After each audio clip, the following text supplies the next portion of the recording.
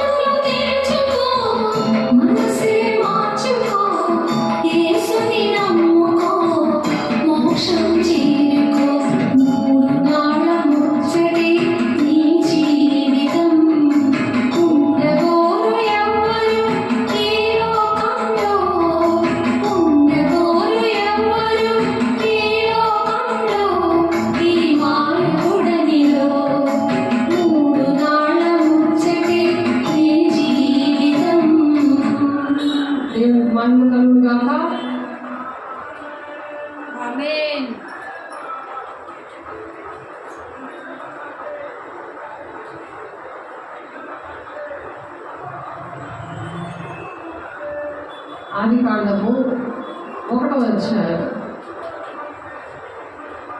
ఆదియందు దేవుడు భూమి ఆకాశమును సృజించెను. భూమి నిరాకారముగాను శూన్యముగాను ఉండెను. దేవుడు సృజించాడు భూమి ఆకాశాన్ని. మరి 2వ వచనం చూస్తే భూమి నిరాకారంగా ఉంది, శూన్యంగా ఉంది. అంటే మొదట ఒక భూమిని ఆకాశాన్ని చేశారు. తర్వాత రెండవ భూమిని, రెండవ ఆకాశాన్ని దేవుడు చేశారు. ఆ రెండవ ఆకాశము గతించిపోయే సమయము దగ్గర పడింది. కాబట్టి మనం ఏంటంటే ఈ 3-4 ముచ్చట అనేది కొంతకాలమే ఉంది. కాబట్టి స్వర్గము నరకము అనేది మనం ఆలోచించాలి. అది ఆలోచించకపోతే మనము దేవుని ఆత్మను పొందుకున్నప్పుడు అర్థమవుతాయి ఈ విషయాలు. దేవుడు కావాలా, ఈ లోక ధనము కావాలా అనే విషయాలు అర్థమవుతాయి. మన తరతరాలు కూడా పిల్ల తరాలకు కూడా ఆశీర్వాదకరంగా ఉండడానికి ఆత్మీయ ధనము, ఆత్మీయంగా మనము వంశం అనేది యేసేకి మరి మత్తయి సువార్త 4:1 అధ్యాయం చూస్తే అందులో ఆయన వంశం ఉన్నది. 14 తరాల వరకు కూడా ఆయన వంశం ఉంది, దీవెనకరంగా ఆశీర్వాదకరంగా. కాబట్టి అటువంటి ఆశీర్వాదకరమైనగా ఉండాలని దేవుడు ఆశపడుతున్నారు. కాబట్టి సామెతల 13వ అధ్యాయము 22వ వచనంలో మంచివాడు తన పిల్లలను ఆస్తికర్తలుగా చేయను, పాపాత్మ ఆస్తి నీతిమంతులకు ఉంచబడను. పాపాత్ముల ఆస్తి నీతిమంతులకు ఉంచబడతాదంట అది. కాబట్టి ఆ విధంగా తన పిల్లల కట ఆస్తికర్తలుగా ఆ విధంగా దేవుడు చేస్తాడు. అందుకే ఏమి తిందమా, ఏమి త్రాగుదమా, ఏమి భుజిద్దామా అని చింతించకూడదు. ఉన్న దాంతో సంతృప్తిగా ఉండి దేవుడి పని చెయ్యాలి, దేవునికి సమయం ఇవ్వాలి. దేవుని పరిచర్యలో దేవుని పిల్లలు నశించిపోతుంటే నాకు దేవుడు ఎన్ని నేర్పించారో ఆ విషయంలో దేవుడు ₹1,00,000 ఉద్యోగం పక్కన పెట్టించి నన్ను తీసుకొచ్చాడు వైజాగ్ నుండి విజయనగరం. పరిశుద్ధాత్మను పొందుకుంటే ఆ ధనాపేక్ష ఉండదు. దేవుడు నన్ను ఈ విధంగా పోషిస్తాడు, నా పిల్ల తరాల వరకు ఈ విధంగా నన్ను దీవెనకరంగా ఉంచుతాడు. భక్తిహీన ఆస్తట నీతిమంతులకు ఉంచబడుతుందట. భక్తిహీనుల ఆస్తి నీ కోసం నా కోసం దేవుడు ఉంచుతాడు. అలాగా మంచివాడు తన పిల్లలకు ఆస్తికర్తలుగా చేస్తాడట. ఆ విధంగా చేస్తాడంట. నువ్వు కష్టపడే పని లేదు. నీకు దేవుడు ఏ తప్పు చెప్పారు? యేసే మనల్ని రక్తం ఇచ్చి కొన్నాడు. నానా భాషల్లో నానా దేశాల్లో ఉన్న వాళ్ళని అందరినీ మానవాళి రక్తం, మానవాళి పాపము గురించి, పాప క్షమాపణ కోసం దేవుడు ఆయన సొంత కుమారుణ్ణి భూలోకానికి ఆయన మహిమనంతని విడిచిపెట్టి వస్తే నీకు టైములు చూస్తావు, ఉద్యోగం కావాలి, నీకు డబ్బులు కావాలి, ఇంట్లో వాళ్ళు కావాలి, ఫోన్ అస్తమాటికి ఎత్తుతూ ఉంటావు, స్విచ్ ఆఫ్ చేస్తావు, తీస్తావు. భయం నీకు ఎందుకు? దేవునాత్మ లేదు. దైవాత్మ ఏం చేస్తుందంటే ఆ భయం పెడుతుంది. కానీ పరిపూర్ణమైన ప్రేమ భయాన్ని వెళ్ళగొడుతుంది అని చెప్తున్నాడు దేవుడు. దేవుడి మీద పరిపూర్ణమైన ప్రేమ ఉందనుకో అది అభిషేకం అన్నమాట. దేవుడి యొక్క అభిషేకం అంటే దాని గుణాలు ఎలా ఉంటాయంటే పరిపూర్ణమైన ప్రేమ. నేను క్రీస్తు పూలు నడుస్తున్నా, నల్ల పూలు మీరు నడవండి అని పౌలు అందుకే చెప్పాడు. బ్రతుకుడు గీస్తే నాకు చావైతే లాభమే అని చావు తెగించి ప్రేమిస్తాను దేవుణ్ణి. మరి ఆయన తెగించాడు కదా, నువ్వు తెగించవా? కనీసం మాటగా భయపడిపోతావు. అందరికీ సాతానుడు నీకు కష్టపడి పూజ చేస్తుంటే వెళ్ళిపోతాను అనేసి దేవుని మాటలు వచ్చేసరికి డబ్బులు కావాలి, ఆయన ఉద్యోగం కావాలి, అన్నీ కావాలి, డబ్బులు కావాలి. కానీ డబ్బుల కోసం కానీ టైం కోసం కానీ దేవుడు ఆలోచించట్లేదు.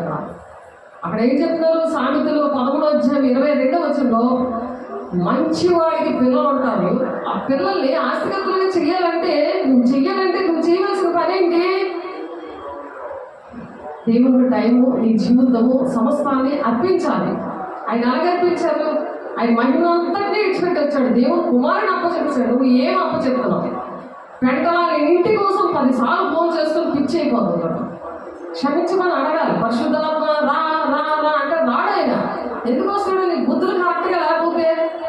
ఆయన పరిశుద్ధమైన ఆలోచన లేకుండా సైతాను ఆలోచనలు, సైతాను కోసం నువ్వు భయపడిపోతుంటే సైతాన్తో ఒడిగిపోయి నువ్వు భయపడిపోయి దేవుడి మాటలు పక్కన విడిచి నేను వెళ్ళిపోతాను అంటే అది ఏంటది? దెయ్యమే వెళ్ళిపోతాను అంటది. నేను వెళ్ళిపోతాను అని పేచి పెడుతుంటుంది. అది ఒక మనిషిలోనికి దెయ్యం వెళ్ళగొడుతున్నప్పుడు అది వెళ్ళిపోతానే అంటది. ఉండు, ఎందుకు వచ్చావు చెప్పు, నీ పేరేంటి అని అడిగితే అప్పుడు దాని పేరు, దాని వివరాలు, ఎందుకు వచ్చావు అని చెప్తుంది. అవి మా వాళ్ళు రికార్డ్ చేస్తారు. రికార్డ్ చేసినప్పుడు అందులో చూస్తే దాని వివరాలని చెప్తుంది. పలానా కారణాలు బట్టి నేను వచ్చాను అని అంటే అవి ఒప్పింప చేస్తుంటాను నేను. అవి ఒప్పింప చేశాను. అప్పుడు వాళ్ళకి శాశ్వతంగా రాలేదు. వాళ్ళు ఒప్పింప చేసినా సరే మళ్ళీ అవే తప్పులు చేస్తాను, మళ్ళీ అది ఎంటర్ అయిపోతుంది.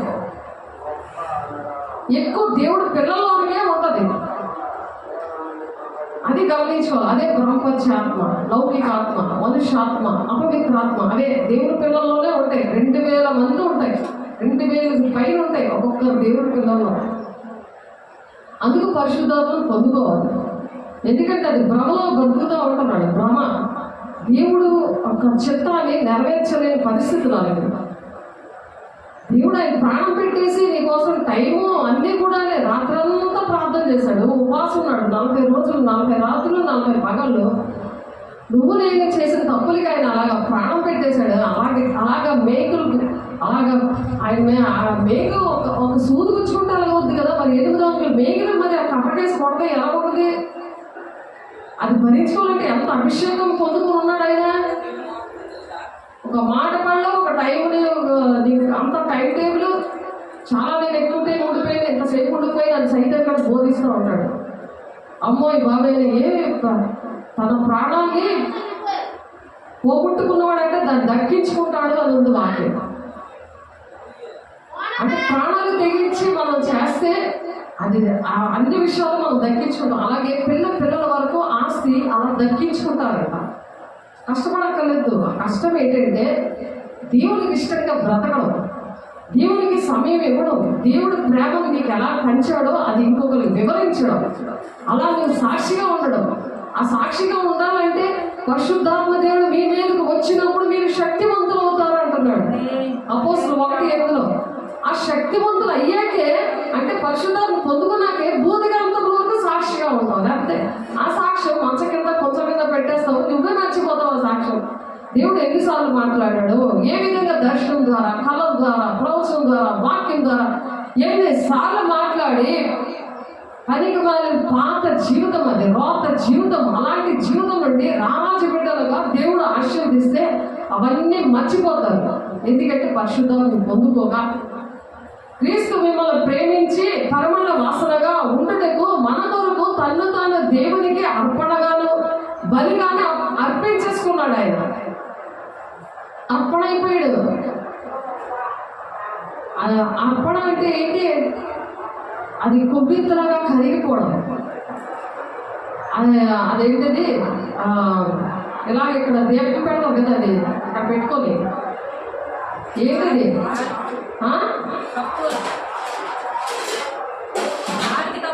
హారతి, కర్పూరం. ఆ కర్పూరము ఇక్కడ పెట్టుకొని అగ్గి పెట్టుకుంటారు. అది ఎలా కరిగిపోతుంది, ఎంత తెగించేసి అది కావుతుందంటే అది అయ్యేటప్పటికి చెయ్యలుగా వేస్తారు. కానీ దేవుడు అలా పిరికినాశాలు వేయలేదు. దేవుడు ఆయన అయితే లోపలికి వెళ్ళిపోయే వరకు కూడా అర్పించేసుకున్నాడు. లోపలికి 8 అడుగుల మేకలు ఈ మాంసంలో నుంచి ఆయన వెళ్ళిపోయి ఇంత లావు చెక్కకి అది వెళ్ళి ఫిక్స్ అయిపోయింది. ఫిక్స్ అయిపోయి ఆకాశానికి భూమికి మధ్యన వేలాడాడు. దొంగలైతే తాడుతో కట్టారు 2 చేతులు కాళ్ళు. అందుకనే వాళ్ళు పండుగ చిత్తాన్ని నెరవేర్చి పరిశుద్ధాత్మను పొందుకొని అలాగే వాళ్ళు సిలువపై పడలేదు కాబట్టి వాళ్ళ కాళ్ళు విరగొట్టారు. అప్పుడు చచ్చిపోయారు వాళ్ళు. కాళ్ళు విరగొడితే చచ్చిపోయారు వాళ్ళు. యేసయ్య విషయంలో అయితే ప్రవచనం ఉంది. కీర్తన గ్రంథంలో దావీదు భక్తుడు ప్రవచిస్తాడు, ఒక ఎముక కూడా విరగదు అని. ఆయన ప్రాణం ఏంటంటే ఆయన అప్పచెప్పాడు, తండ్రికి అప్పచెప్పాడు. తండ్రి చిత్తం నెరవేర్చి, ఇదిగో నా ప్రాణాన్ని నీకు అప్పచెప్తున్నానయ్యా అని. తండ్రి చిత్తం నెరవేర్చాలని మన ప్రాణాలను అప్పచెప్పాలి. నెరవేర్చకుండా అది సాధారణంగా ఎత్తిపోతుంది. యాక్సిడెంట్ ద్వారానో, హార్ట్ అటాక్ ద్వారానో పాపము చేస్తే. ఎందుకంటే సమ్మతింపక తిరగబడి అలా మీరు ఖడ్గం పాలవుతారంటారు. సడన్ గా యాక్సిడెంట్ అవుతుంది, సడన్ గా బీపీ రైజ్ అయిపోతుంది, సడన్ గా హార్ట్ పెయిన్ వచ్చేస్తుంది. అలాగా తండ్రి చిత్తం నెరవేర్చకుండా దానంతటా అది వెళ్ళిపోతే అది దెయ్యం దగ్గరికి వెళ్తుంది. దేవుడు ఆరోగ్యం ఇచ్చాడు, అన్ని ఇచ్చాడు, దేవుడు అన్ని నేర్పించినా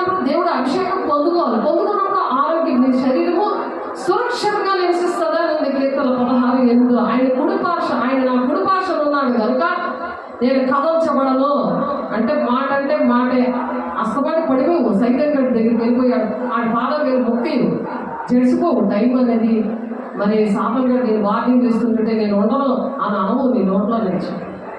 ఏదైనా నేను దేవుడి మాటలు వింటాను, దేవుడి కోసం నేను బ్రతుకుతాను, అది ఛాలెంజ్గా మాట రావాలి నోట్లో నుంచి. అది దేవుని ఆత్మ లక్షణాలు. ఇక చాలే ఎంతసేపు కూర్చున్నాలే పద అంటుంది దెయ్యం. పద వస్తున్నాను ఉండు అని దానికి ఆన్సర్ ఇస్తుంది. దెయ్యంతో మాట్లాడుతూ ఉంటారు ఆ లక్షణం. అది తెలియదు. దేవుని ఆత్మ పొందుకున్న వారికి ఎవరితో మాట్లాడుతున్నావో నీకు తెలుస్తుంది. నేను ఏం మాట్లాడుతున్నాను, ఎవరి పక్కన పెడుతున్నాను అని అర్థమవుతుంది. వెంటనే క్షమాపణ అడగాలి. ఎవరితో మాట్లాడుతున్నాను నేను, దేవుడు పక్కన పెట్టి నేను ఎంత అంటున్నాను, నా జీవితం దేవుడికి అంకితం ఇస్తున్నాను. ఏ టైం అయినా, ఏ రాత్రైనా, ఏ అర్ధరాత్రి అయినా, ఎప్పుడైనా దేవుడికి నేను అందుబాటులో ఉంటాను అనే లెక్కలో ఉన్నప్పుడు దేవుడు దీవిస్తాడు. అప్పుడు ఆస్తికర్తలుగా చేస్తాడు. మీ పిల్ల తరాలు కూడా ఆస్తికర్తలుగా చేస్తాడు. ఏ విధంగా చేస్తాడు? భక్తిహీనుల ఆస్తి నీకు ఇస్తాడట. వాళ్ళు బానిసత్వంలో ఉన్నారు, భక్తిహీనులు బానిసత్వంలో ఉన్నారు. బానిసత్వంలో దేవుడు విడిపించినప్పుడు ఆయన ఆజ్ఞలు కట్టడలు అనుసరించాలి, ఆయన విధులు అనుసరించాలి. అది మనం చెప్పుకున్నాము ఆదివారం.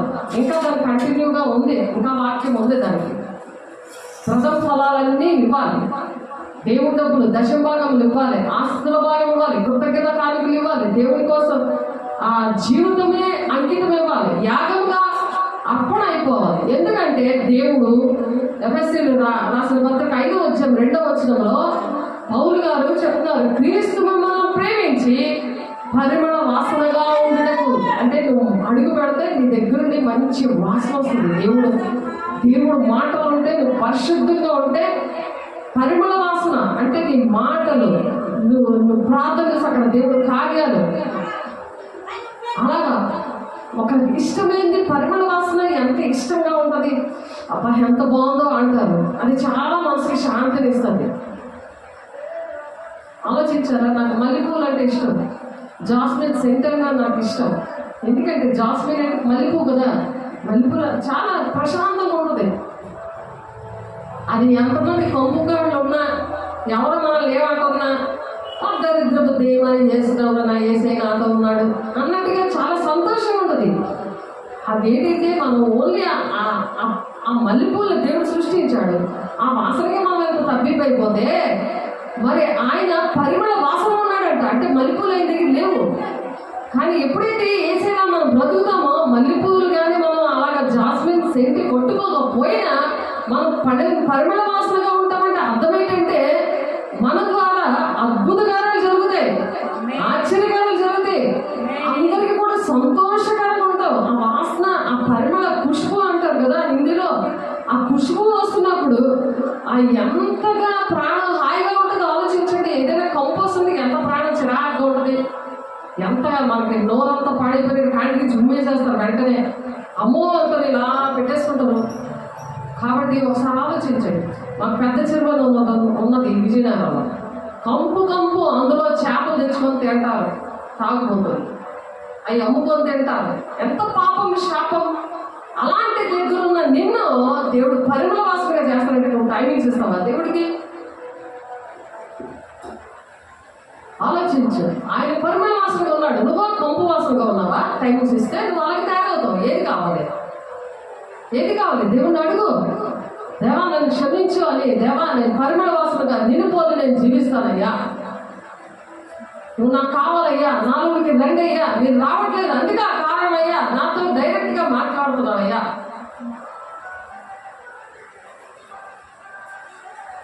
దేవుడు మనల్ని ప్రేమించాడు, అలా ప్రేమించాడు, ఆయన ప్రాణం పెట్టేశాడు. నువ్వేం పెడుతున్నావు?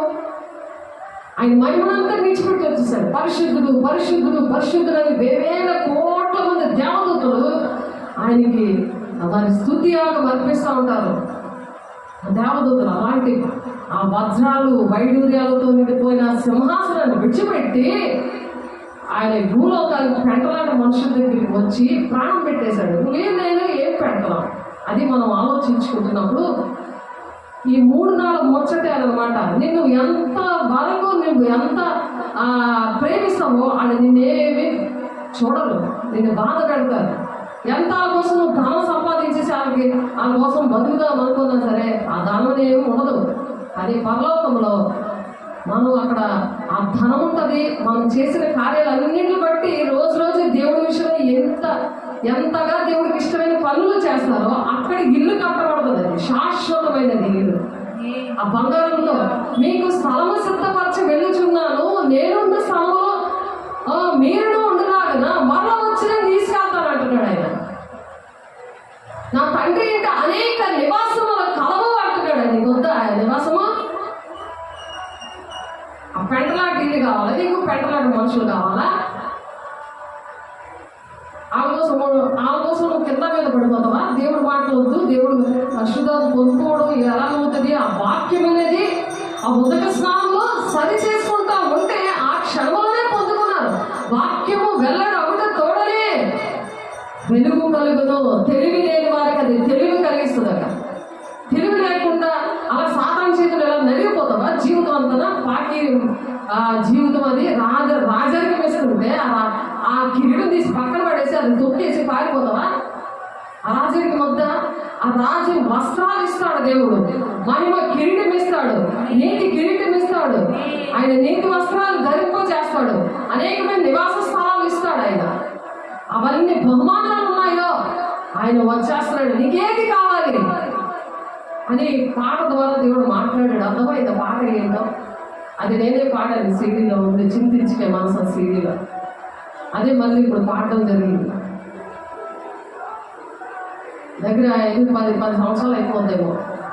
ఆలోచించండి, దేవుడు ఎంతగా దుఃఖపడి పాటల ద్వారా, దేవుడి సేవకుల ద్వారా, వాక్యం ద్వారా మాట్లాడుతుంటే ఆ మాటలు పక్కన పడేస్తుంటాడు సాతానుడు. నువ్వు అది ముచ్చని ఏరుకొని నీ గుండెలో దాచుకోవాలి.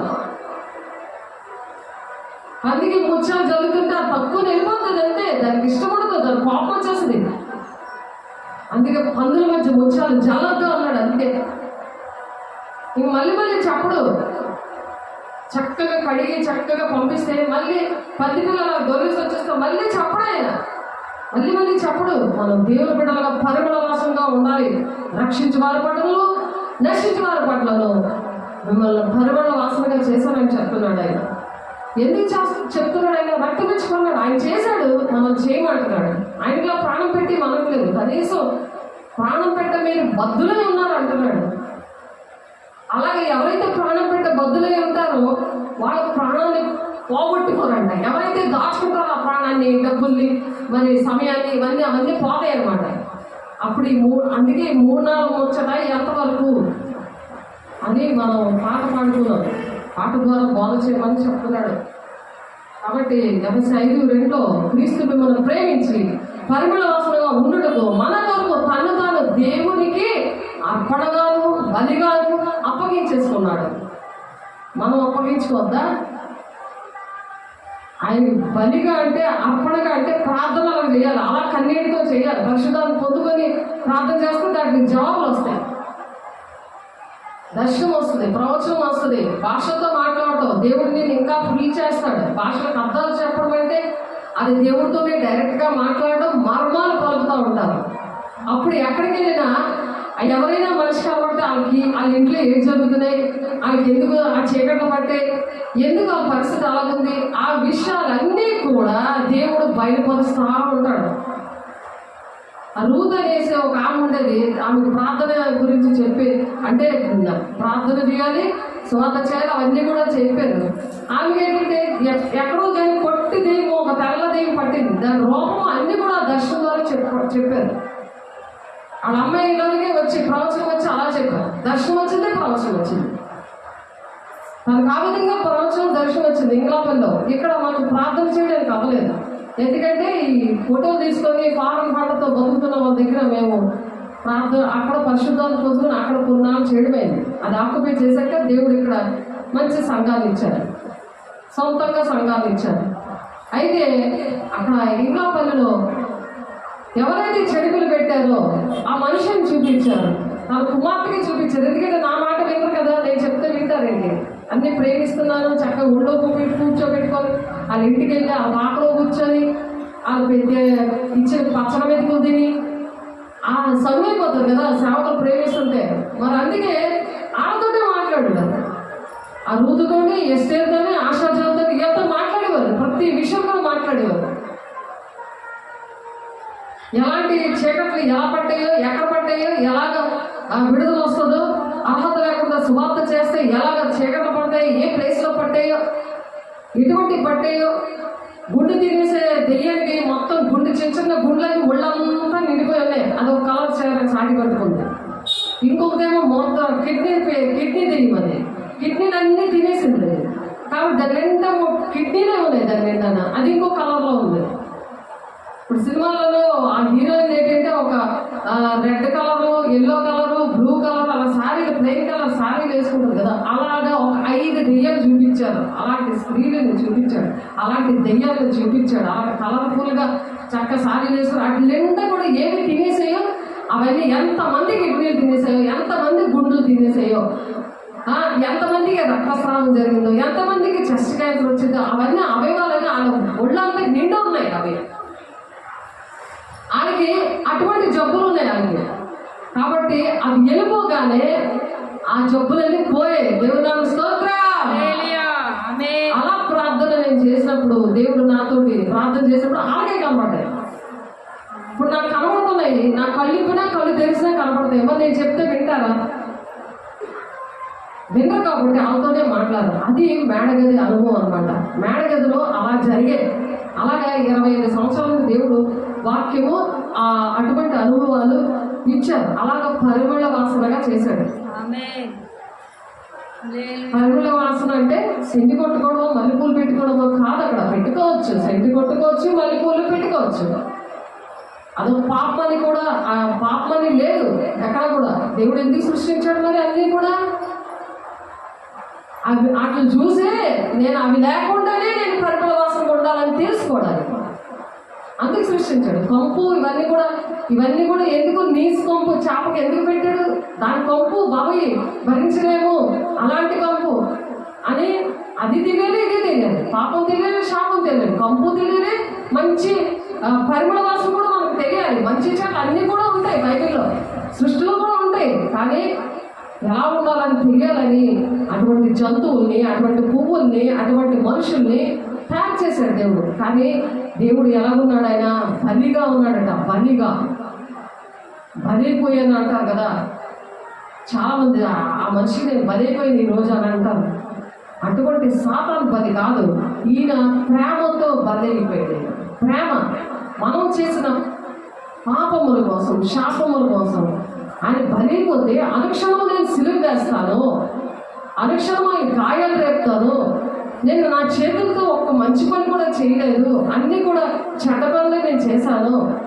అబద్ధాలు ఆడాను, దేవుడి డబ్బులు దొంగిలించాను, కొట్టాను, ఏవైనా చెప్పకుండా తీసేశాను, దానితో అపవిత్రమైన పనులు చేస్తున్నాను. నన్ను పవిత్రపరచు ప్రభా. నా పనులన్నీ అపవిత్రమైనవే, నేను చేస్తున్న పనులన్నీ అపవిత్రమైనవే, నన్ను పరిశుద్ధపరచయ్యా. నాకు ఇంకా వేరే పని అప్పచెప్పయ్యా, అపవిత్ర పనులు నేను చేయనయ్యా అని దేవుణ్ణి అడగాలి. పరిమళ వాసనగా ఉండడం అంటే అపవిత్రానికి దూరంగా, అపవిత్రమైనది మొట్టమొదటి అని ఉంది వాక్యం. ముట్టుకోకూడదు అపవిత్రమైనది. మన అపవిత్రమైనది పనే జాబే అయితే మన అలాగా మరి అలా చేయకూడదు. అది రూతు వాళ్ళ నాన్నకి మోషే అని పేరు పెట్టి మొత్తం కూడా చాలా చీకట్లు, కాళ్ళు, చేతులు, తల ఏవి పనిచేసేవి కావు. అలాంటి ఆయన బార్లో పనిచేసే ఆయన్ని ఆ బార్ మానే వాచ్మ్యాన్గా ఉంది కానీ అని అంటే వెళ్ళే. ఇంటి దగ్గరే నాతో ఉండమని, మా ఫ్యామిలీతో ఉండమని, పాస్టర్ గారి ఫ్యామిలీతో ఉండమని అంటే వెళ్ళలేదు వాళ్ళు. ఆ వాక్యం అది మంచ కింద కొంచెంగా మీరు పెట్టారు, ఆ దేవుడి మాటలు మర్చిపోయారు. చెప్పినా సరే తిరుగుబాటు చేసే స్వభావం వచ్చేసింది దానిలో. కాబట్టి ఎహెజ్కేలు 3:11 దేవుడు చెప్తున్నారు, తిరుగుబాటు చేసే జనాల కోసం వాళ్ళు విన్నా సరే వినకపోయినా సరే నువ్వు చెప్పేసే అనేసి దేవుడు చెప్తున్నారు. ఎహెజ్కేలు గారితో అలా చెప్పాడు. వాళ్ళు తిరుగుబాటు చేసే జనులు. కాబట్టి ఎవరికైనా చెప్పాలి అని దేవుడు అప్పడగాను బలిగాను అయిపోయాడు. ఆయన బలిగాను అప్పగించుకోను. అలాగనే మీరు ప్రేమ కలిగి నడుచుకోండి. అది ప్రేమ. ఆయన ఎలా బలైపోయాడు? ఆయన ప్రేమ బట్టి ఎలా బలైపోయాడు? ఆయన ఏమైనా ఏడ్చాడు? ఈయన వల్ల నేను చచ్చిపోయినాను ఈయన ఏడ్చాడా? మరి మనం కూడా అలాగే మీరు ప్రేమ కలిగి నడుచుకోండి. ఎలాగా? అప్పడగాను బలిగాను అప్పగించుకోండి. దేవుడి పని విషయంలో, దేవుడి పిల్లల విషయంలో, దేవుడి వాక్యం వినడానికి, విని నేర్చుకొని దేవుడి శక్తిని పొందుకొని అనేకమైన బిడ్డలు ఈ విషయాలు తెలియక నశించిపోతున్నారు కదా. అసలు ఏసీ ఎందుకు చనిపోయాడంటే నువ్వు చెప్పగలవా? ఇంకొకరికి నువ్వు వినకపోతే నీకు ఎలా తెలుస్తుంది? నువ్వు దేవుడి శక్తిని పొందుకోకపోతే దేవుడి శక్తి అంటే ఏంటో నీకు ఎలా తెలుస్తుంది? పరలోక రాజ్యం గురించి నువ్వే తెలుసుకోకపోతే ఎలా చెప్తావు నీ కుటుంబానికి, నీ సంఘంలో ఉన్న బిడ్డలకి, నీ గ్రామంలో ఉన్న బిడ్డలకి? దేశం కోసం నువ్వు ఎలా ప్రార్థన చేస్తావు? నువ్వు ఏ ఊరు వెళ్ళి ఎలా దేవుని మాటలు ప్రకటిస్తావు? భూతి గంతం వరకు సాక్షిగా ఉండమంటున్నాడు కదా ఆయన. నీ సాక్ష్యం ఎలా గుర్తుంటుంది? పరిశుద్ధాత్మ దేవుడు వచ్చినప్పుడే మీరు శక్తివంతులు అవుతారు. భూతి గంతం వరకు నువ్వు ఒక సాక్షిగా నిలబడతావు. నీ ద్వారా వాళ్ళకి సాక్ష్యం వస్తుంది, అలా వాళ్ళ ద్వారా ఇంకొకరికి సాక్ష్యం వస్తుంది. అలా భూలోకం అంతా కూడా అలా సువార్త ప్రకటించాకే దేవుడు వస్తాడు. ఆయన రావడానికి ఆలస్యం ఎందుకు అవుతుంది? మనమే తిని పడుకోవడము, ఏదో మొక్కేసి వచ్చేయడము దేవుడిని కాదు. ఆయన అలా చేయలేదు కదా మనల్ని. ఏదో ముద్దు పెట్టుకొని వెళ్ళిపోయాడా? ఆయన ప్రాణం అర్పించేశాడు. నా పిల్లలకి చాలా ఇష్టం, ముద్దులాడు వెళ్ళిపోయాడు మనల్ని. చెప్పండి. ఆయన అర్పణగాను బలిగాను అయిపోయి క్రియలు చేశాడు. మనం కూడా క్రియ చేయాలి. ఎదుటి వాళ్ళని ప్రేమిస్తున్నావా? నీ ఇంటి ప్రేమిస్తున్నావా? నీ చుట్టుపక్కల ప్రేమిస్తున్నావా? నీ సేవకులను ప్రేమిస్తున్నావా? క్రియలు చేయాలి. ఆ క్రియలు లేని విశ్వాసం మృతము అంటున్నాడు ఆయన. మృతులకు దేవుడిని నేను తాను అంటున్నప్పుడు నా దేవుడు నాలోనికి రా, నా దగ్గరికి రా దేవా, నా మొర ఆలకించంటే ఎలాగవుతుంది అని కానంటున్నాడు. కాబట్టి ఆయన ప్రేమ కలిగి ఆ విధంగా నడుచుకోవాలంట. అప్పుడు దేవుడు దేవుని సన్నిధిలో నిలిచే భాగ్యం ఇస్తాడు. జకర్యా 3:7 ఉన్నది. ఆయన సన్నిధిలో నిలిచే భాగ్యం ఇస్తాడట. మార్గంలో నడుచుచు నీకు అప్పగించిన దాన్ని భద్రముగా గైకొని ఎడల నీవు నా మందిరం మీద అధికారివే, నా ఆవరణములను కాపాడువాడు వదువు అంటున్నాడు ఆయన. మందిరమును కాపాడాలి మనం. మందిరానికి మీద ఏకవాలకుండా కాపాడాలి. దేవుడు బాధ్యత చెప్పాడు. ఆ మందిరం వస్తున్న వాడి విషయంలో బాధ్యత వహించాలి. వాళ్ళకి దేవుడి మాటలు చెప్పాలి, వాళ్ళు ఎలా ప్రార్థన చేయాలో చెప్పాలి, వాళ్ళ వాక్యాన్ని వివరించి చెప్పాలి, పాట ద్వారా చెప్పాలి, ప్రార్థన ద్వారా చెప్పాలి. కొన్ని కార్యాలు దేవుడు చేస్తాడు, మనం కోరుకున్నప్పుడు చేస్తాడు. నువ్వు దేవునామను పొందుకుంటే నీ ద్వారా నేను వాడుకోవడానికి ఇష్టపడతాడు.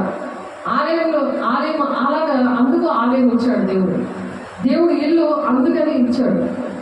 ఏదో తుడుచుకొని ఇలాగ చేసుకోవడం వెళ్ళడం కాదు, అది ఎలాగ భౌతికంగా చేస్తాం. కానీ దేవుని ఆలయం అలాగా ఒక అర్పణగా, ఒక బలిగా ఉండే దేవుని పిల్లల్ని అలాగ ప్రేమిస్తా ఉండాలి అని చెప్తున్నాడు. అప్పుడు ఆవరణలు కాపాడడానికి దేవుడు ఆహ్వానిస్తాడట. ఇక్కడ నిలవబడి వారికి కలిగినట్లు సైన్యములకు అధిపతి యెహోవా దేవుని సన్నిధిని నిలిచే భాగ్యం ఇస్తాడట. అసలైన దేవుని సన్నిధి పరిశుద్ధాత్మను పొందుకున్నప్పుడు వస్తుంది. దేవుని సన్నిధి నీలోకి వస్తుంది. అప్పుడు ఆ భాగ్యం దొరుకుతుంది. పరిశుద్ధాత్మ దేవుడు అప్పుడు వస్తాడు. కాబట్టి మనం ఎలా ఉండాలి? 1 పేతురు 3 పౌలు గారు చెప్తున్నారు ఏంటంటే, సాధువైనట్టు మృదువైనట్టు గుణమును అక్షరకారముగా గల మీ హృదయంలో అంతరంగ స్వభావము మీకు అలంకారముగా ఉండవలను. అంతరంగ స్వభావం చాలా అలంకారంగా ఉండాలి. పెళ్లి కుమార్తె ఎలాగుంటుంది? అలాగ అలంకరించుకున్నట్టు అంతరంగ స్వభావం ఉండాలంట. మీకు అలంకారంగా ఉండవలను. అది దేవుని దృష్టికి మిగులు విలువ కాదు. అది దేవుని దృష్టికి చాలా విలువైందంట. దేవుని దృష్టికి చాలా విలువైంది. అలా ఉండాలి మనం. ఎలా ఉండాలి? సాధువైన జంతువు ఎలా ఉంటుంది? గొర్రె పిల్ల ఎలా ఉంటుంది? చాలా నెమ్మదిగా ఉంటుంది, చాలా మెడదించుకొని ఉంటుంది. సాధువైనట్టు మృదువుగా ఉండాలి. అలాంటి గుణాలు, అక్షయ అలంకారాలు అంటే కనబడవు. అవి మనకి అలంకారాలు కనబడవు. అంటే అవే దేవుని అభిషేకం పొందుకున్నాక ఆ దెయ్యాల మీద అధికారము, స్వస్థత వరము, మరి ప్రార్థన వరము, దేవుడు వాక్యం చెప్పే వరము, దేవుడు ఏ పరిస్థితులు వచ్చారో అటువంటి మాటలు చెప్పి వాళ్ళకి ఆ గుండెని బలపరుస్తాం. వాళ్ళకి ఏ మాటలు చెప్పాలో వాళ్ళు వెళ్ళిపోతున్నారు అంటే, సాధారణంగా లాభం తీసుకెళ్ళిపోతున్నాడంటే ఆ పరిస్థితులు బట్టి దేవుడు ఆ జ్ఞానంతో నింపే మాటలు ఇచ్చేదే పరిశుద్ధ అలంకారాలు, అక్షయ అలంకారాలు గల మీ హృదయము, అంతరంగ స్వభావము మీకు అలంకారంగా ఉండాలంట. అలా ఉన్నప్పుడు మరి ఒక ఆయన వచ్చాడు, ఆ మానవుడు గవర్నమెంట్ గారిని తీసిపోయాడు. ఆ మానవుడు సాయితానికి వెళ్ళాడు. మరి అది తెలుసుకోవాలంటే ఎలా తెలుస్తుంది? అతను విగ్రహంగా చేసుకున్నాడు మనిషిని.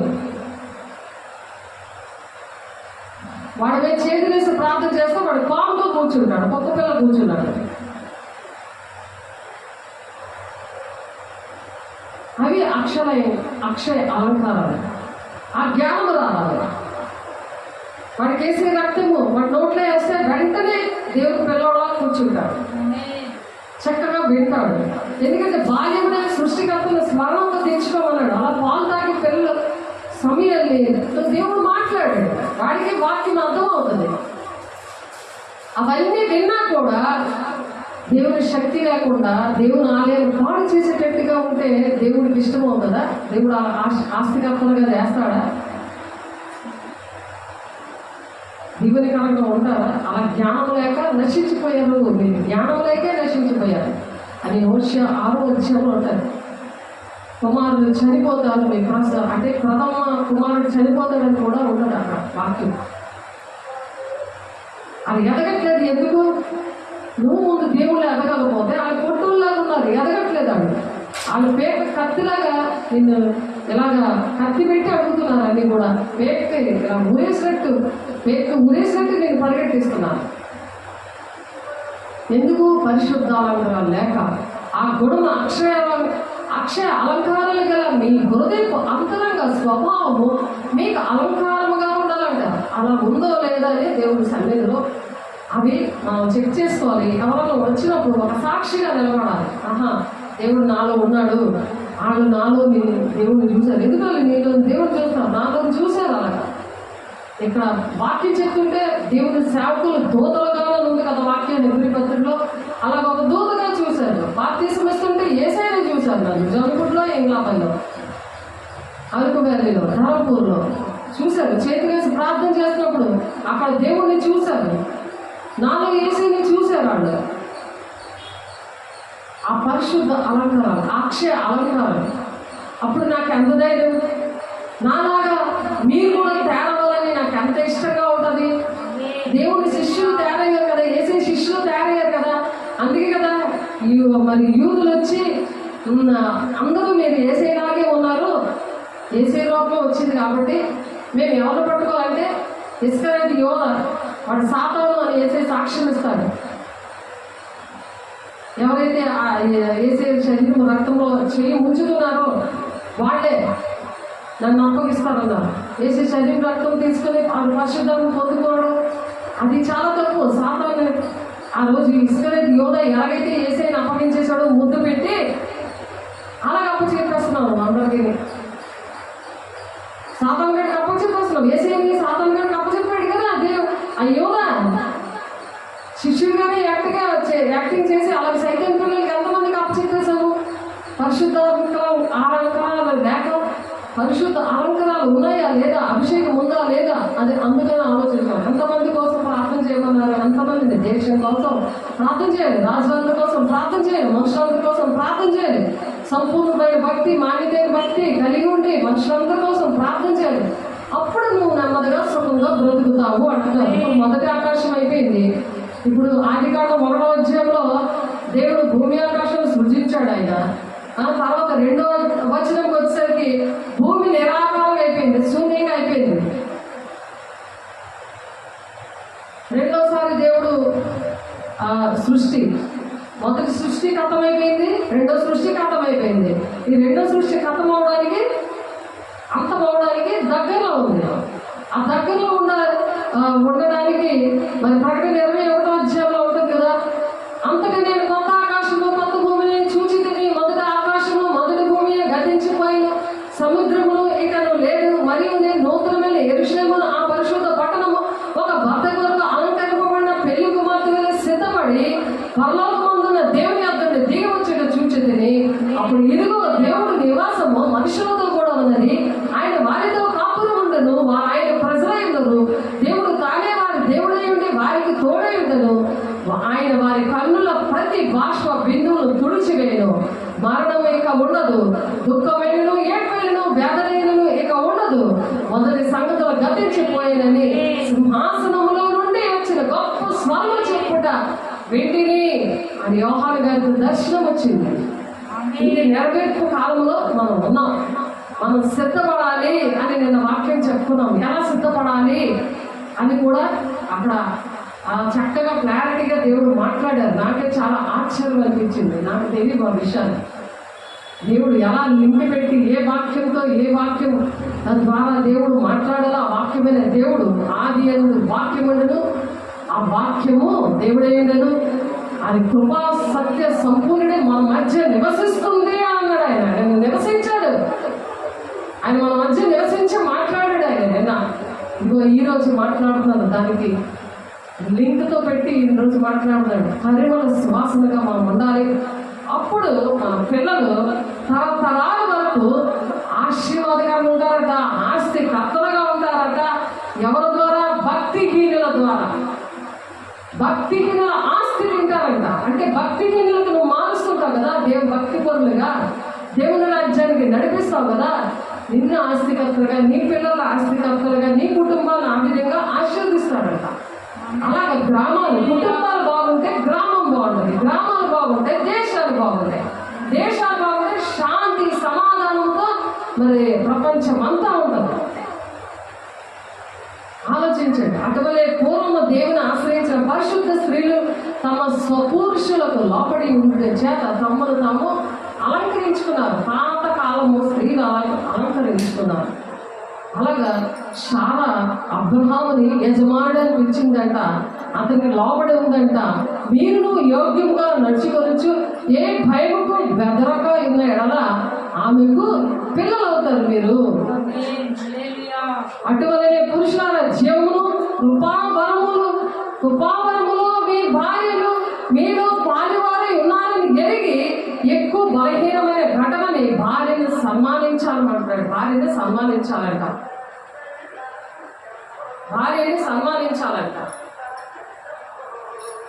భార్యని సన్మానించాలి.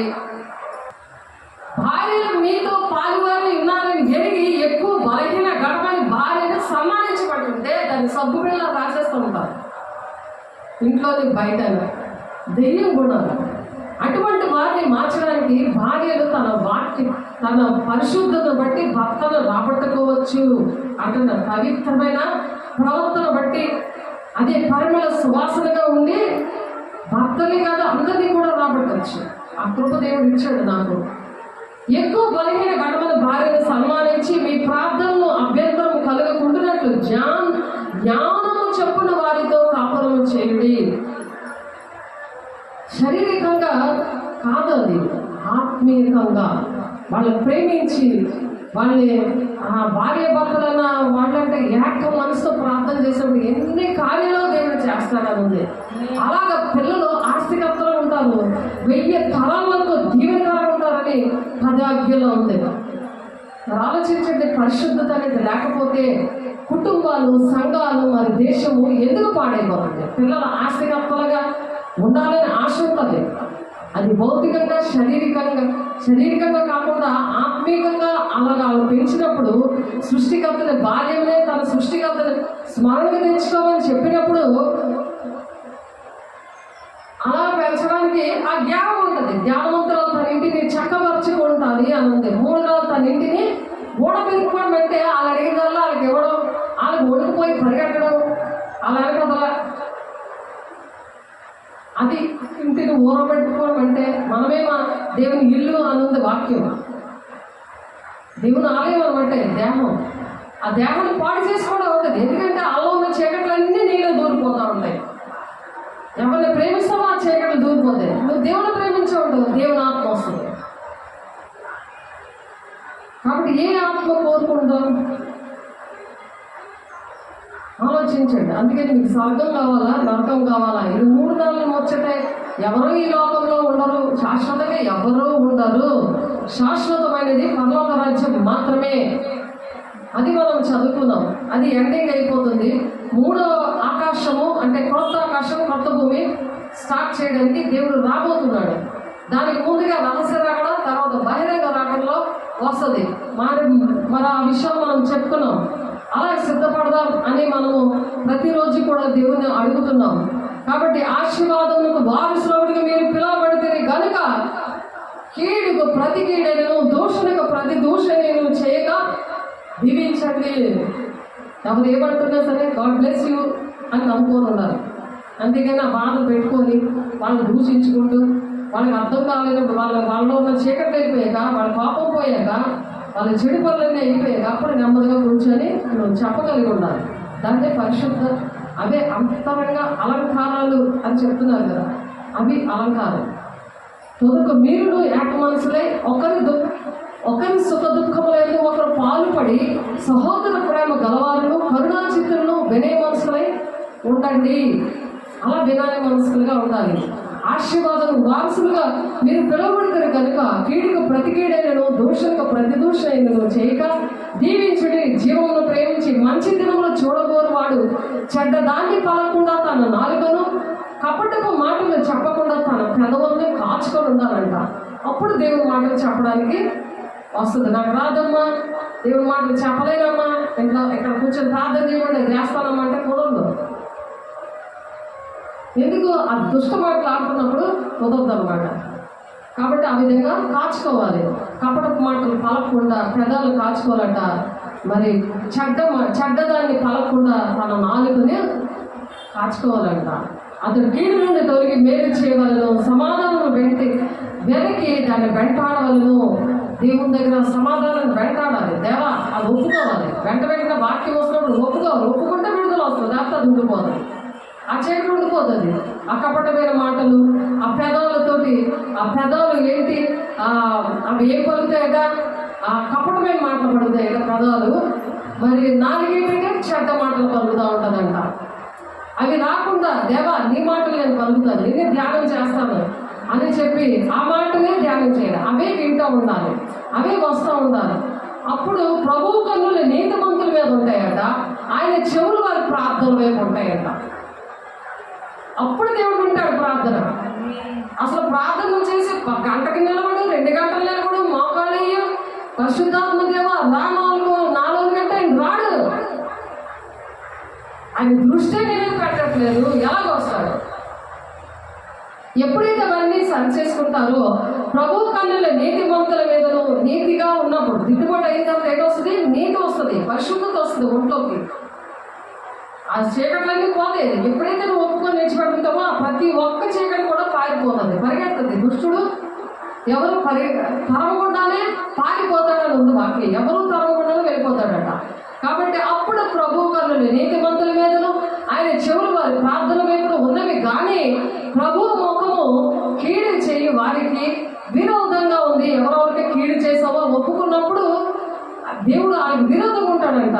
నువ్వు పిలిచిన పలకడాయన, నీ చేతులు రక్తంతో నిండి కడుక్కో అంటున్నాడు. నువ్వు బహుగా ప్రార్థన చేసి నేను వినను అంటున్నాడు. అందుకే యెషయా 1:15 చూద్దాం. ఆ మాట చాలాసార్లు చదవడం అయింది, కానీ ఒకసారి చూద్దాం.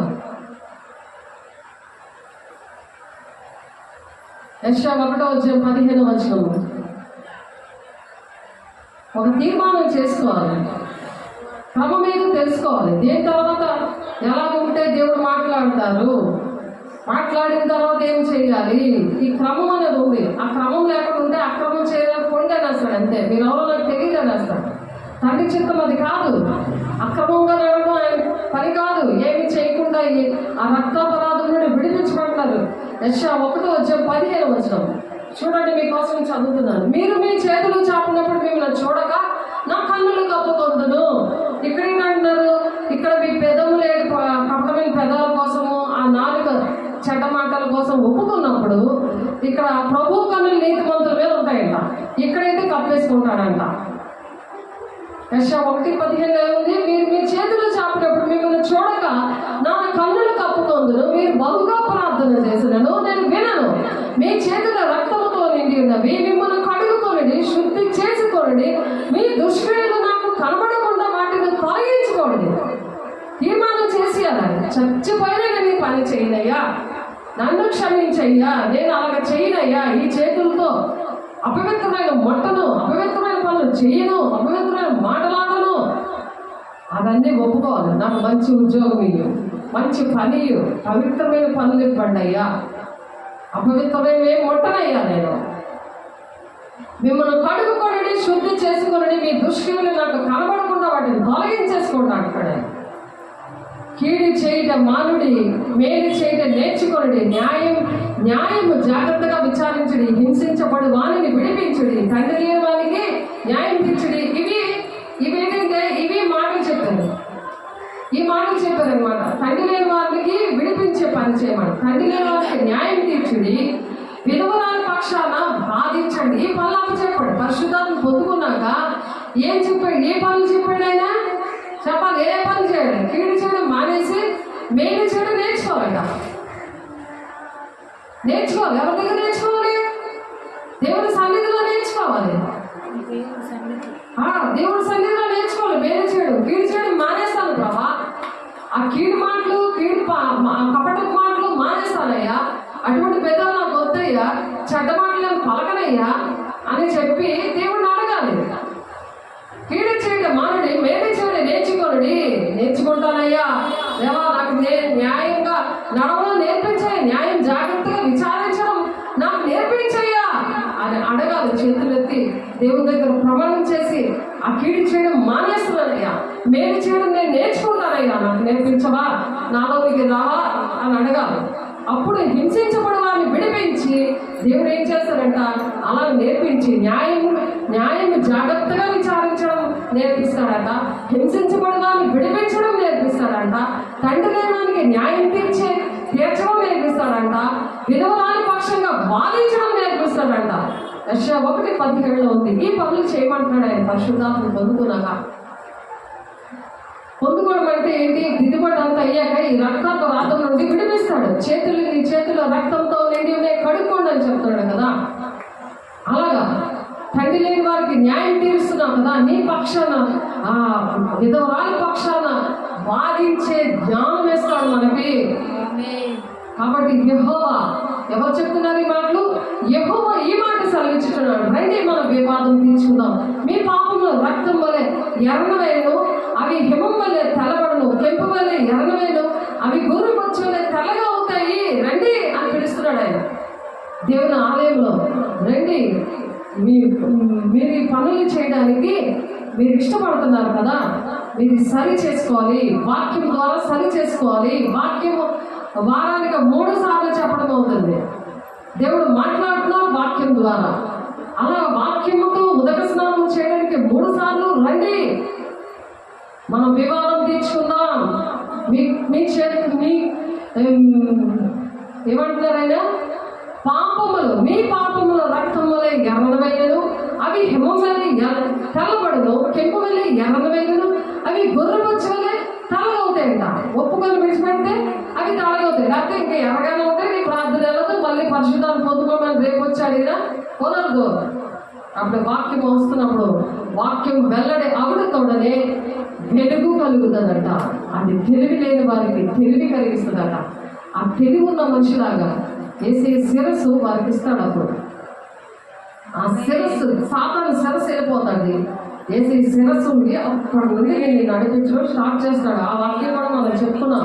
మీరు సమ్మతించి నా మాట వినలేడలా మీరు భూమి యొక్క మంచి పదార్థాలు అనుభవిస్తారంట. ఆమేన్. అంతేగాని ఎవరో ఎట్టబడితే కాదు, ఎవరికైనా లోబడిపోతే కాదు. ఆస్తికర్తలుగా చేయడము, మీరు మంచి పదార్థాలు అనుభవించడం, అంటే మంచి ఇల్లు ఏంటి, మంచి ఆహారం ఏంటి, ఒక రాజరిగా మనం అంటాం. మనల్ని రాకుమార్తెలుగా దేవుడు ఎంచుకున్నాడు కదా, అందుకే కదా ప్రాణం పెట్టాడు. మతం కులం భేదం లేకుండా అందరూ అలా ఉండాలని దేవుడు ఆశపడుతుంటే సాధారణుడు ఒక్కొక్కరిని కూడా ఒక్కొక్కలాగా మతం కులం భేదం అంతా తయారు చేశాడు. తయారు చేసినప్పుడు నువ్వు తెలుసుకొని నువ్వు అందులో నుంచి వచ్చి నువ్వు నేను అలా విడిపించబడి అలా ప్రేమించి చెప్పాలా లేదా? సమ్మతింపక తిరగబడిన నిత్యంగా మీరు ఖడ్గం పాలవుతారు యెహోవా ఎలాగనే సెలవిస్తున్నాడు. అందుకే మీరు చెప్పలేదనుకో ఇలాగా ఖడ్గం పాలవుతారు. అంటే ఏంటి? కత్తి వల్ల మరణిస్తారు కదా, దానివల్ల హార్ట్ పెయిన్ వస్తుంది కదా. కత్తి లాంటి శ్రమలు, మేక మీద కత్తి లాంటి శ్రమలు అవి.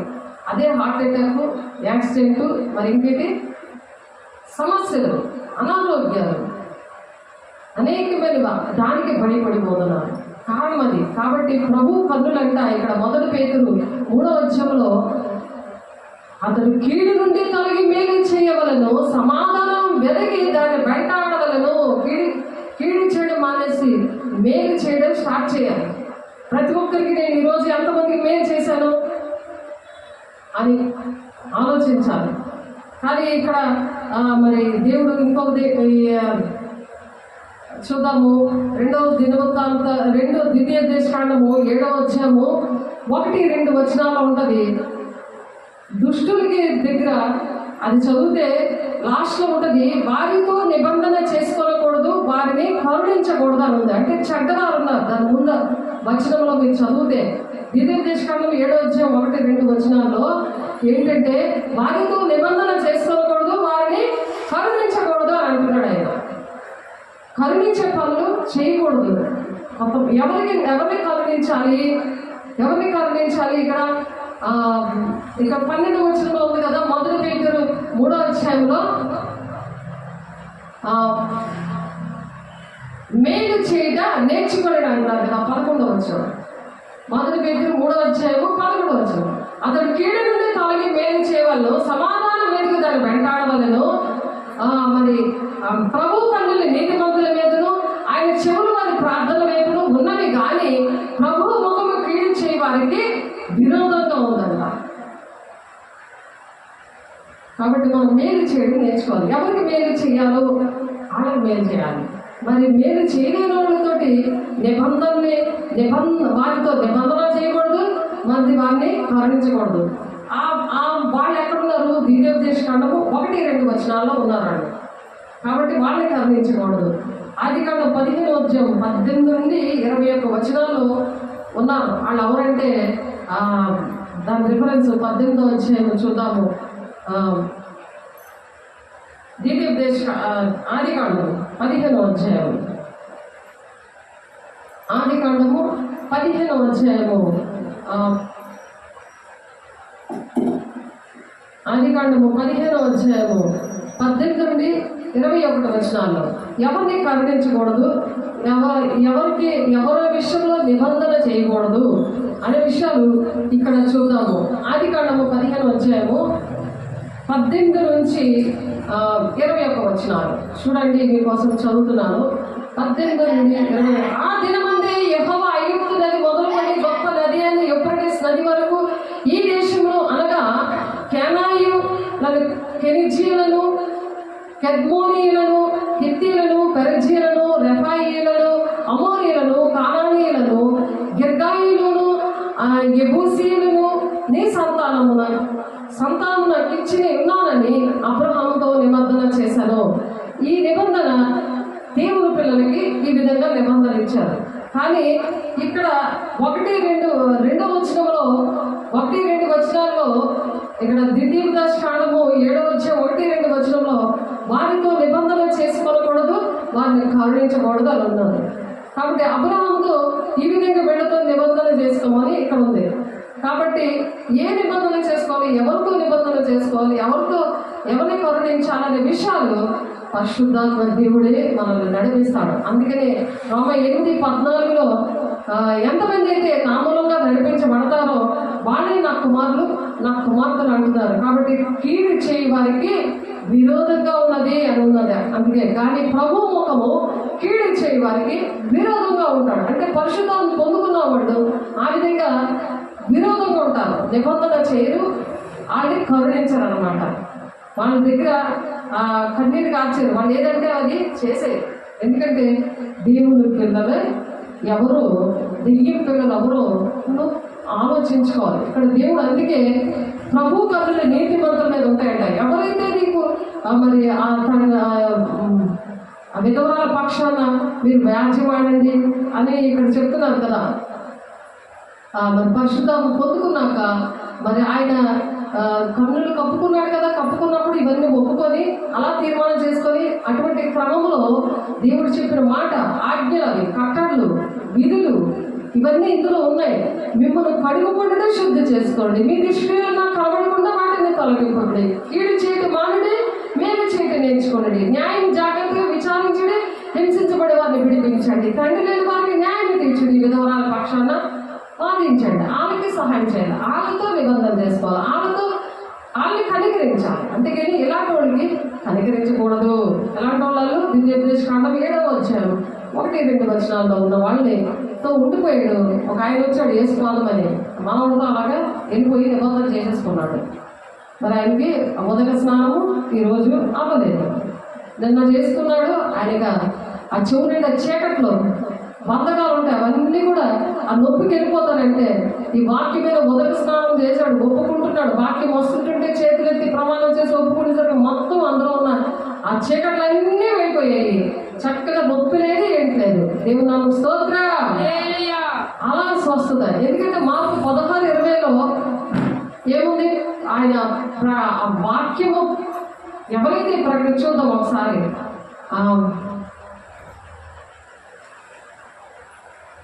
చూద్దాము. మార్కు 16:20లో ఉంటుంది. ఆయనే సాకార్య ఉండట. ఆయన ఏం చేస్తారంట, సాకార్య ఉండి ఆయన అద్భుత కార్యాలు చేస్తారు అని ఉంది. ప్రకటన ఎన్నో 16:20లో ఉంది అన్నమాట. అలా సహకరిస్తాడు అనమాట. వాక్యం ప్రకటిస్తే చాలు, దేవుని మాటలు ప్రకటిస్తే చాలు, ఆయన మనకి సహకారంగా ఉంటాడు ఆయన. ఆ ప్రకారం శారా అబ్రాహాముని యజమానుడిని పిలిచిచు అతనికి లోబడి ఉన్నారంట. అలాగా మన కుటుంబంలోని మనం లోబడాలి, మరి దేవునికి లోబడాలి. మీరు యోగ్యంగా నడుచుకొనొచ్చు, ఏ భయములకు బెదరక ఉన్నాయి కదా ఆమెకు పిల్లలవుదురు. అలా బెదరకుండా ఉన్నప్పుడు ఆమెకి దేవుని పిల్లలకి, అలాంటి భక్తులకి, అలా భక్తులుగా ఉన్న సేవకులకి పిల్లలుగా ఉంటాము. అలాగే అటువలనే పురుషులారా, జీవమును కృపావరంలో మీ భార్యలు మీతో పాలువారై ఉన్నారని ఎరిగి ఎక్కువ బలమైన ఘనమైన భార్యని సన్మానించబడుతున్నారు. ఆ విధంగా సన్మానించాలి, వాళ్ళతో ప్రార్థన విషయంలో సహకరించాలి, ఆ విధంగా ఉండాలని దేవుడు ఆశపడుతున్నాడు. అప్పుడట ఆశీర్వాదము వారసులకు మీరు పిలువబడతారు కనుక కీడుకు ప్రతి కీడలను, దూషణకు ప్రతి దూషణను చేయక అప్పుడు మనము దీవించగలం. అలా దీవిస్తూ ఉండండి. మీరు ఏ విషయంలో కూడా మరి సాతానుడికి అధికారం లేకుండా ఆ విధంగా మనం ఉండాలని దేవుడు అలాగా పిల్లల్ని మరి అలాగ దీవెనకరంగా 1000 తరాలు దీవెనకరంగా ఉండే ఆస్తికర్తలుగా ఆత్మీయంగా ఉంచాలని దేవుడు ఆశపడుతున్నారు. అప్పుడు ప్రభు కన్ను నీతి మంత్రుల మీద, ఆయన చెవుల్లో ప్రార్థన వైపు ఉంటాయట. కాబట్టి అలా ఉండాలని ఆశపడదాం. మరి దేవుడు ఈ మాటలు దీవించిన కాక. పరిశుద్ధుడా, ప్రేమ గల దేవ, అభిషక్తుల అయా, నీ కృపగల నామంలో, నీ మహిమ గల నామంలో, నీ శక్తి గల నామంలో ప్రభా మీ సన్నిధానం ఉంచండి, మహిమ పొందుకోండి అయ్యా. అయా నీ కృపలు భద్రపరచండి అయా తండ్రి. నాయన నీ సన్నిధానం నా తండ్రి ఇప్పుడు వరకు నుంచి ప్రభా నీ మహిమతో మమ్మల్ని నింపి ప్రభా మీరే మమ్మల్ని ఆశీర్వదించినందుకు, మాతో మాట్లాడినందుకు, మా పిల్లలు నాయన తరతరాల వరకు దీవెనకరంగా ఉండడానికి ఏ విధంగా ఉండాలో మాకు నేర్పించినందుకు మీకే వందనాలు చెల్లించుకుంటున్నామయ్యా. ఆటకు వస్తున్న ప్రతి దురాభిషేకం మీరు దూరపరిచినందుకు, మమ్మల్ని నాయన వాక్యంతోనైనా మమ్మల్ని సరి చేసినందుకు మీకే వందనాలు స్తోత్రాలు చెల్లిస్తూ అయ్యా ప్రతి కుటుంబాన్ని, ప్రతి సంఘాన్ని కూడా నాయన మా దేశాన్ని ప్రభు అట్టి విధంగా మీరు నడిపించి అయా మీరు క్రొత్త ఆకాశం, క్రొత్త భూమిని అయా వారి 3వ తరమున తండ్రి నాయన అయా నాయన సృష్టిని మీరు సృష్టించడానికి నా తండ్రి నాయన సిద్ధపడమంటున్నారు నాయన. అక్కడ మేము యుగగాల మీతో ఉండడానికి అయా మీరు సహాయం చేస్తున్నారు, మీరు కృప చూపిస్తున్నారు. అట్టి అభిషేకంతో అట్టి మహిమతో మమ్మల్ని నింపినందుకు వందనాలు స్తోత్రాలు చెల్లిస్తూ యేసయ్య పరిశుద్ధ నామములో బ్రతిమలాడి వేడుకుంటున్నాం తండ్రి. ఆమేన్. తండ్రి యొక్క దీవెన, కుమారుని యొక్క కృప, పరిశుద్ధాత్మిక నిత్య సహవాసం సకల పరిశుద్ధులకి చేతులెత్తిన ప్రతి ఒక్క బిడ్డకి సదాకాలము తోడైతే నడిపించింది గాక. ఆమేన్. దేవునికి మహిమ కలుగును గాక.